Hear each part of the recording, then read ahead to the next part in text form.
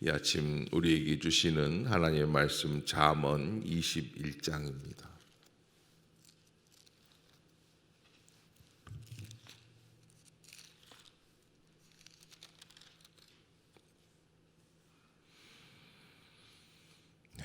(21장) 한 절씩 교독하겠습니다. 왕의 마음이 여호와의 손에 있음이 마치 봇물과 같아서 그가 임의로 인도하시느니라.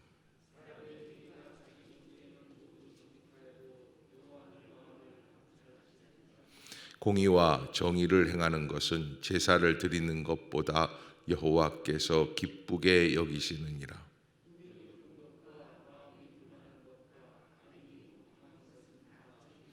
부지런한 자의 경영은 풍부함에 이를 것이나 조급한 자는 궁핍함에 이를 따름이니라.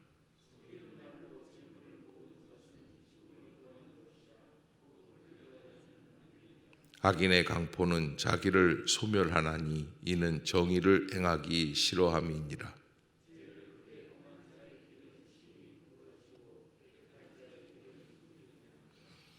다투는 여인과 함께 큰 집에서 사는 것보다 움막에서 사는 것이 나으니라.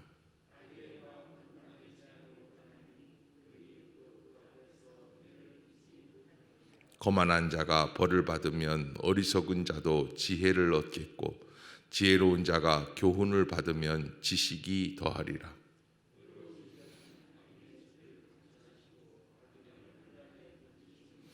귀를 막고 가난한 자가 부르짖는 소리를 듣지 아니하면 자기가 부르짖을 때에도 들을 자가 없으리라.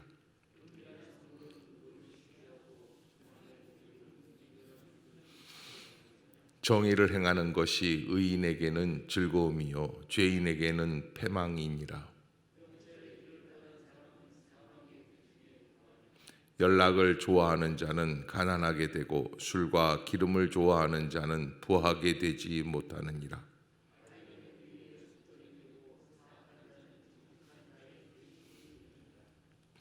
다투며 성내는 여인과 함께 사는 것보다 광야에서 사는 것이 나으니라.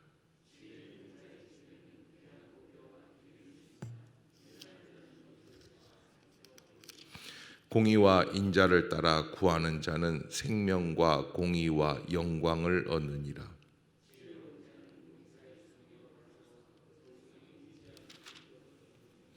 입과 혀를 지키는 자는 자기의 영혼을 환난에서 보존하느니라.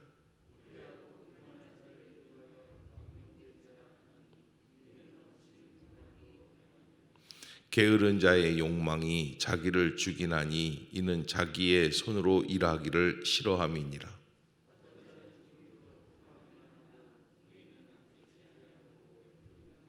악인의 재물은 본래 가증하거든 하물며 악한 뜻으로 드리는 것이랴.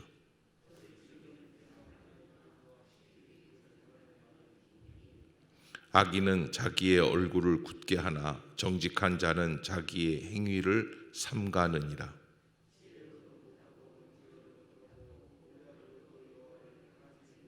함께 봅니다.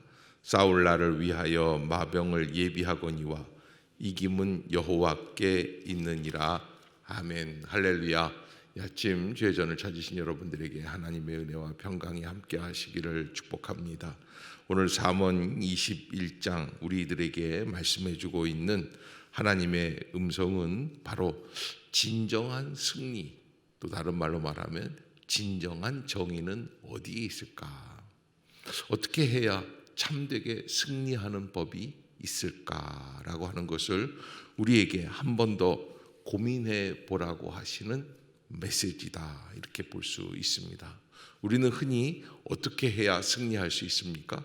물자를 많이 갖고 있어야, 권력을 많이 갖고 있어야, 무기를 많이 갖고 있어야, 사람의 숫자가 많아야, 이렇게 계산적으로 생각을 하고 행동을 하게 됩니다. 그러나 그렇지 않다는 거예요. 오늘 본문 21장 1절에는 아주 깊은 의미가 담겨 있는 말씀 한 구절이 있어요. 왕의 마음이 누구의 손에 있음이 그랬습니까? 여호와의 손에 있다는 거예요. 그러니까 왕의 마음이라는 것은 무엇을 의미하냐면 누가 실수로 사람을 죽였습니다. 저 사람을 사형에 처할까요? 아니면 용서할까요? 그때 죽일는지 살릴는지 결정하는 게 누구의 마음입니까? 왕의 마음이에요. 근데 그 왕의 마음은 어디에 있다는 거예요? 하나님의 손 안에 있다는 거예요. 하나님이 그것을 결정하실 것이라는 거예요. 그래서 하나님께서 그것을 임의로 인도하시게 된다. 어쩔 때는 우리의 마음에 원하는 대로 되는 것 같지만 그러나 그렇지 않을 때도 있어요. 그게 다 누가 인도하신다는 거예요? 하나님이 임의로 인도하시게 되어 있다.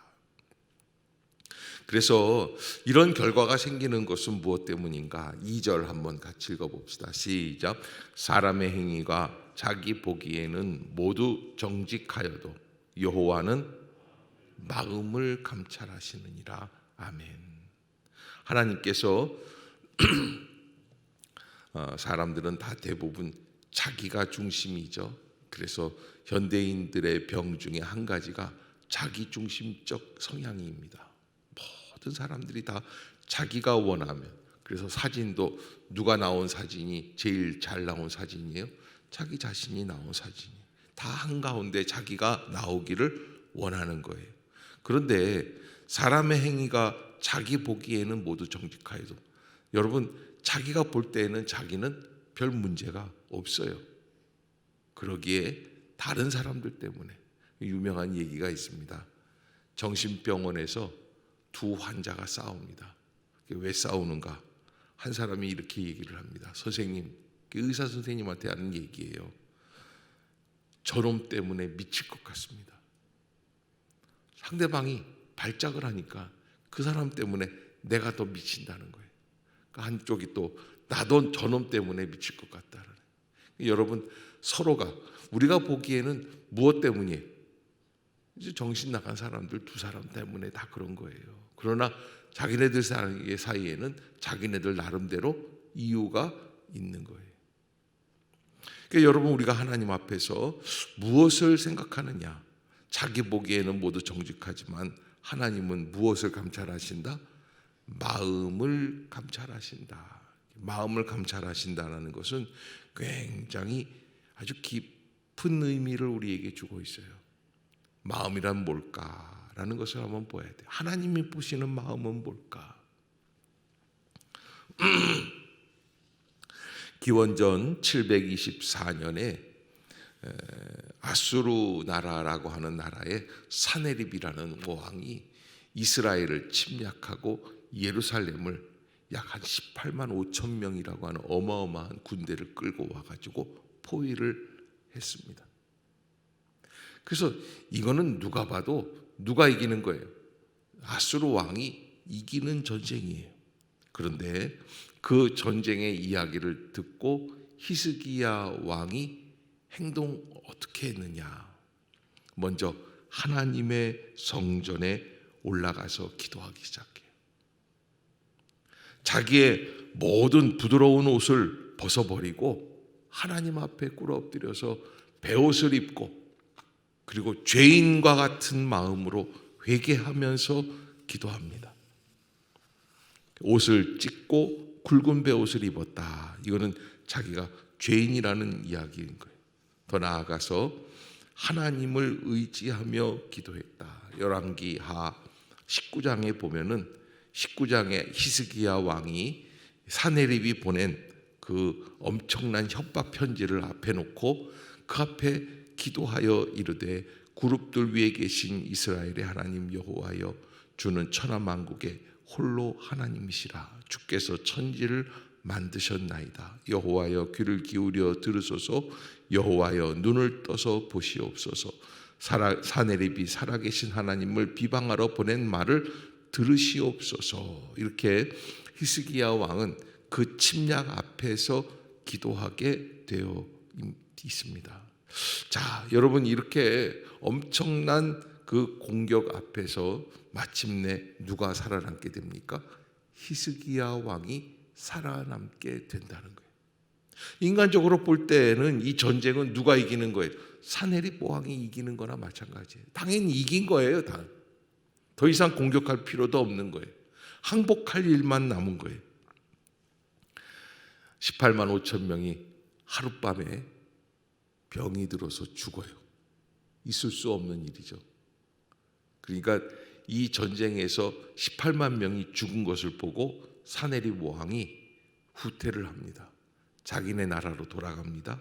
그리고 거기에서 자기가 믿는 신 앞에서 가서 제사를 드리게 됩니다. 큰 낭패를 18만 명이라고 하는 사람을 데리고 가서 이기지도 못하고 참패하고 온 거예요. 원인을 알 수 없는 병으로. 그날 밤에 사네립은 자기 아들이 뒤에서 죽여가지고 죽습니다. 그리고 그 아수르의 왕이 새로운 왕으로 바뀌게 됩니다. 자, 처음에 사네립 왕이 18만 5천 명을 데리고 이스라엘을 침략해서 포위했을 때 그 마음은 어땠을까요? 세상에 자기를 감당할 만한 사람은 이 땅 위에 아무도 없어요.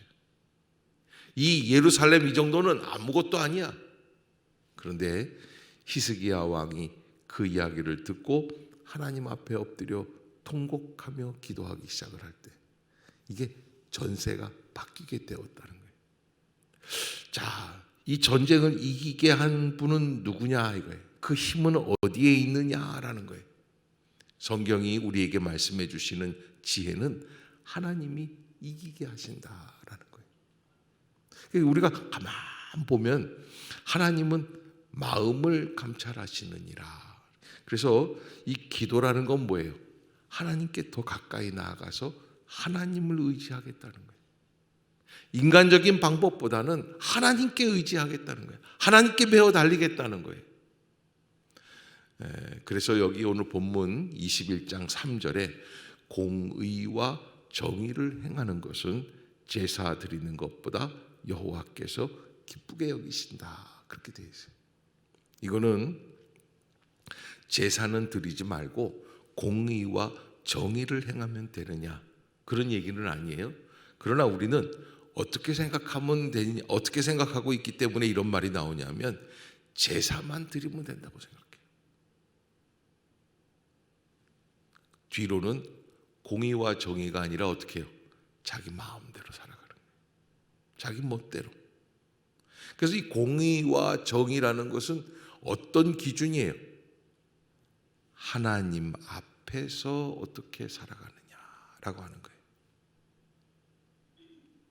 그것을 우리가 분명히 볼 수 있어야죠. 그래서 정말 공의와 정의를 행하는 것에 있어서 방해가 되는 요소는 뭐가 있을까? 4절을 한번 읽어봅시다. 4절 시작. 눈이 높은 것과 마음이 교만한 것과 악인이, 그러니까 하나님 앞에 무릎 꿇고 내가 죄인이라는 것을 깨달을 때 이 회개하는 거거든요. 그런데 그 일에 있어서 방해돌, 눈이 높은 거예요. 그런 분들이 있습니다. 아유, 저 따위로 하려면 하지를 말지. 여러분, 누가 뭘 하는데 저 정도로 하려면 그 사람이 대충 하겠어요? 자기 나름대로는 최선을 다하는 거예요. 바들바들 떨면서 하는 거예요. 그런데 그것을 판단하는 사람은 어때요? 쉬워요. 저거 뭐야? 왜? 기준이 누구예요? 자기예요. 나기보다 못한다는 거예요. 여러분, 우리가 조심해야지 돼요. 진정한 하나님께서 원하시는 마음은 어떤 것일까?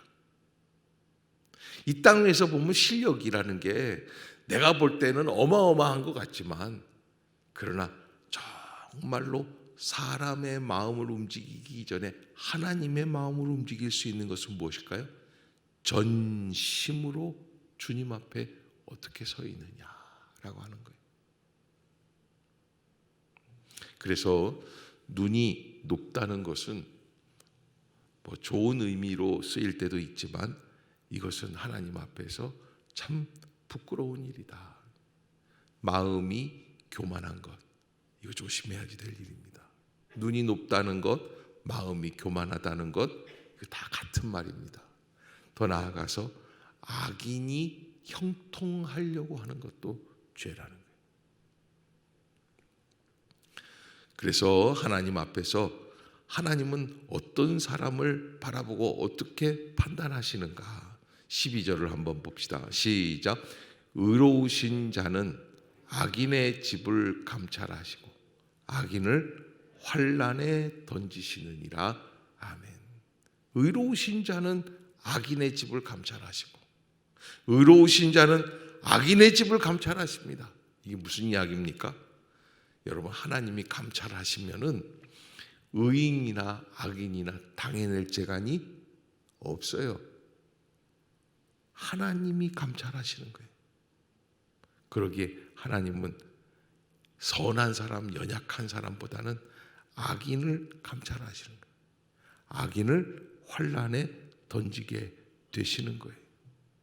우리가 하나님 앞에서 합당한 모습으로 어떻게 살아가야지 되는가? 오늘 본문 21장 전체에서 몇 번에 걸쳐서 나오는 이야기들 중에 9절과 같은 말씀이 있습니다. 9절 시작. 여인과 함께 큰 집에서 사는 것보다. 그래서 제가 아는 어느 장로님이 70이 넘어서 별거를 하기 시작을 하세요. 요즘도 황혼 이혼이 유행이 있지 않습니까? 지금부터 30년 전이에요. 제가 서울 영락교에 있을 때 그랬는데 그 장로님이 그 권사님하고 헤어져 삽니다. 자기는 작은 아파트를 하나 얻어서 나가서 삽니다. 아마 이 21장 9절을 보고 은혜를 받으셨는지 모르겠어요. 다투는 여인과 함께 큰 집에서 사는 것보다 어디에서 사는 게 나아요? 자, 19절도 한번 봅시다. 19절 시작. 다투며 성내는 여인과 함께 사는 것보다. 그러니까 이거 보면은 어디서 살라는 거예요? 어디서 살라는 거예요? 광야에서 살라는 거예요? 움막에서 살라는 거예요? 다투지 말고 살라는 거예요. 그런데 살다 보면 다툴 일이 생겨요, 안 생겨요? 생겨요. 그래서 참된 지혜는 다투는 요소를 잘 뛰어넘게, 갈등을 뛰어넘게 하면 되는 거예요. 그것이 우리가 살아갈 수 있는 가장 좋은 길이에요. 우리는 무조건 상대방이 없으면 된다고 생각을 해요. 그러나 여러분, 상대방이, 이게 부부간의 문제가 아니에요. 사실은 다른 요소들이 많아요. 여러분, 현대인들에게 적용을 한다면 저 싸가지 없는 부장 밑에서 일을 하느니 내가 이 회사를 어떻게 하는 게 나아요? 떠나는 게 낫다. 그러나 여러분, 회사를 떠날 때 보면 자기가 떠나면 회사가 망할 것 같았는데 잘 삽니까, 안 삽니까? 잘 살아요. 그런 거 보면 우리가 인생을 잘못 판단하고 살아갈 때가 있는 거예요. 그래서 갈등적 요소를 어떻게 합니까? 잘 뛰어넘을 수 있도록 극복할 수 있는 길을 우리가 지혜롭게 판단해야지 돼요. 누구에게 문제가 있는가? 그것을 알아야지 돼요. 그래서 21절 한번 봅시다. 21절 시작. 공의와 인자를 따라 구하는 자는 생명과 공의와 영광을 얻느니라. 아멘. 공의라고 하는 것은 굉장히 무서운 이야기죠. 칼날과 같은 이야기입니다. 공의 앞에 어떤 사람이 바르게 서 있을 수 있습니까? 그런데 공의만 있는 게 아닙니다. 그 다음에 나오는 구절이 뭐예요? 인자가 있어야 돼요. 자비가 있어야 돼요. 함께 구해야지 돼요. 그래야 무엇을 얻습니까? 생명과 공의와 영광을 얻게 되는 거예요. 이런 분이 있어요. 나는 저놈보다 더 옳아요. 그러면 뭐해요? 그것만 있어요? 아니에요. 그렇게 하면 안 돼요. 옳으냐 그르냐의 문제가 아니에요. 인생은 옳은 것과 더불어 플러스 뭐가 있어야 된다? 인자가 있어야 돼요. 자비가 있어야 돼요. 그래서 그를 감싸줄 수 있는 마음이 있어야지 돼요. 이 22절에 보면은 성을 공격할 때에 진짜 성을 침략해서 뺏어낼 수 있는 사람은 어떻게 하느냐. 22절 시작. 지혜로운 자는 용사의 성에 올라가서. 아멘. 그러니까 상대방을 공격해서 침략해서 빼앗으려면 뭘 해야지 돼? 성벽을 허물 수 있는 방법이 있어야지 돼요. 그게 참된 지혜라는 거예요. 그 사람의 가장 연약한 부위를 탁 칠 수 있는 게 있어야지 된다는 거예요. 그 사람이 뭘 의지하고 있느냐? 여리고성을 어떻게 허물었어요? 하나님께서 말씀하시는 방법대로 순종하는 가운데 승리하게 되지 않습니까? 그래서 어떠한 방법이든지 하나님이 우리를 향해 주시는 방법이 있다는 거예요. 그것을 깨닫는 사람이 승자가 돼요. 우리는 상대방을 짓밟으면, 깔아뭉개면, 상대방을 없애면, 그래서 두 마리 붕어 이야기 있지 않습니까? 매일같이 사람들이 던져주는 옹달쌈에 먹이를 두 마리 붕어가 나눠 먹었는데 등치 큰 놈이 있는데 등치 작은 놈이 먹고 있는 게 아까워요. 저런 것까지 뺏어 먹어야지 되는데, 저것만 없으면 내가 다 먹게 되는데, 그 등치 큰 놈이 가가지고 하루는 물어 죽이잖아요. 자, 이제부터는 모두 다 누구 거예요? 내 거예요. 그런데 그렇게 되는 줄 알았는데 물이 어떻게 돼요? 썩어져 가더라고요. 그래서 둘 다 죽게 되었다라는 거예요. 여러분, 인생을 그런 식으로 살지 마세요. 우리가 하나님 앞에서 정말 참된 승자가 될 수 있는 성벽을 헐 수 있는 지혜는 어디에 있는가 하는 것을 깊이 묵상할 수 있어야지 돼요.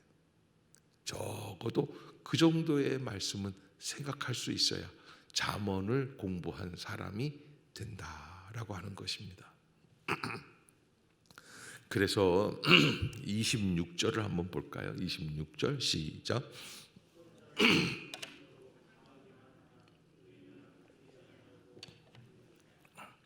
어떤 자는 종일토록 탐하기만 한다. 탐한다는 게 말이 됩니까? 사실은 전략을 하겠죠. 돈 그런다는 거. 아우 아까워, 쓰지 마. 어떻게 해?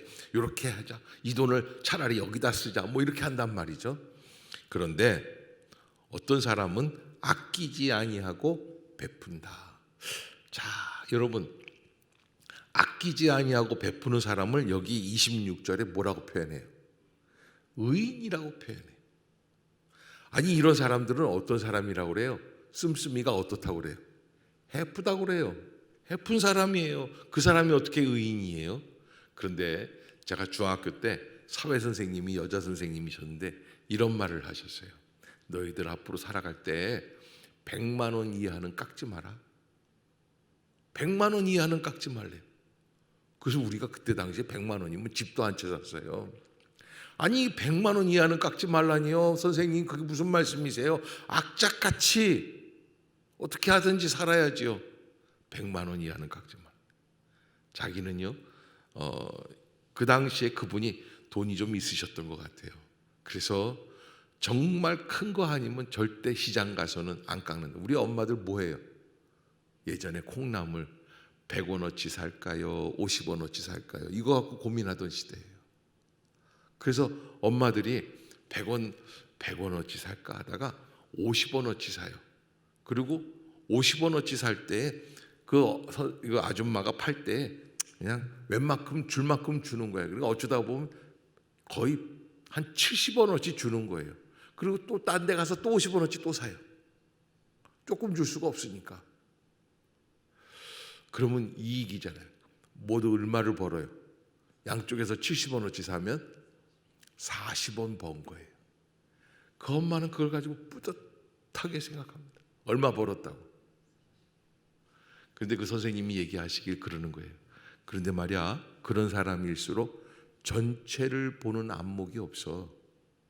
그래서 큰 집 같은 거 살 때 몇백만 원 손해난다. 그러면 100만 원 벌려면 40번짜리 몇 번을 깎아야지 100만 원을 법니까? 뭔 얘기인지 아시겠어요?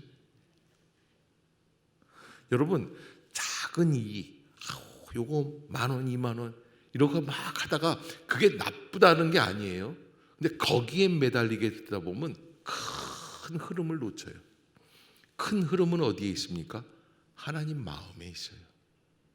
하나님의 마음을 감동시킬 수 있는 게 뭐예요? 기도예요. 기도하는 마음으로 살아갈 수 있는, 기도하는 마음으로 할 수 있는 일이 뭐예요? 약한 사람들을 도와주는 거예요. 어려운 데에 있는 일들을 붙들어주는 거예요. 하나님의 마음을 돌이킨다는 건 쉬운 게 아니에요. 늘 깨어 있어야지 돼요. 잘 생각하고 진정으로 전쟁에서 승리하려면 어떻게 해야 할까 하는 것, 여기에서 우리가 참 하나님의 은혜를 어떻게 감당해야 할까. 자, 오늘 여기 그 30절 한번 같이 한번 읽어보고 마치도록 하겠습니다. 30절 시작. 지혜로도 못하고 명철로도 못하고 모략으로도. 아멘. 하나님이 선택한 사람, 하나님이 이끄시는 방향 우리가 함부로 못해요. 결국에는 하나님께서 세운 사람이 이기게끔 되어 있어요. 그래서 그 하나님의 마음에 들게끔, 그래서 하나님이 제일 사랑하는 거는 여러분 사네립과 히스기야 왕, 비교가 안 되는 왕이에요. 다 쓰러져가는 나라 이스라엘, 예루살렘, 아무것도 아닌 왕 히스기야. 놀라운 거는 히스기야 왕 시대에 경제적으로 제일 어려웠어요. 사네립 아수르, 세계 최고의 강대국이에요. 이를 당할 자가 없어요. 숫자라도 18만 5천 명이 어마어마한 숫자예요. 그런데 그 전쟁에서 히스기야가 이겨요. 우리가 인생을 가만 보면 하나님을 당해낼 수 없는 것이 인간임을 뼈저리게 느껴야지 돼요. 그러기 위해서는 엎드릴 수 있어야지 돼요. 하나님 앞에서 내가 부족한 사람입니다 라는 사실을 인식할 수 있어야지 돼요. 그래서 우리가 새벽에 나와 있는 것이죠. 네. 왜? 누구가 이기는지를 알 수 없는 전쟁을 우리는 날마다 해나가야 되기 때문에 그렇습니다. 그러기에 여러분, 오늘도 이 본문을 붙들고 지혜로운 삶을 누리며 나가실 수 있는 복된 성도들이 되시기를 주의 이름으로 축복합니다. 기도하겠습니다.